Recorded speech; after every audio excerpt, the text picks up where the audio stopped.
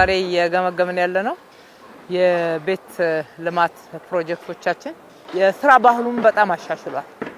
ሰው ገና ወደ ፕሮጀክቶቻችን ሲመጣና ስራ ሲያገኝ 24/7 መስራት እንዳለበት አምኖ ነው እየመጣ ያለው። በሺፍት ያሰራሉ። ለሺፍት የሚያስፈልገውን መሰረተ ልማት ያዘጋጃሉ። ለሺፍት የሚያስፈልገውን ግብአት ያዘጋጃሉ። ሁሉ ነገር በጋራ ታቅዶ ነው። አሁን ስትራክቸሩ መጨረስ ብቻ አይደለም፣ የማጠናቀቂያ ስራዎች የፊኒሺንግ ስራዎች ጎን ለጎን ታቅደው አብሮ ነው እየተሰራ ያለው። ስለዚህ በዚህ አመት የጀመርናቸውን በተለይ በመንግስት በጀት ቀጥታ የጀመርናቸውን እንደምናጠናቀቅ እርግጠኛ ሆነናል ማለት ነው።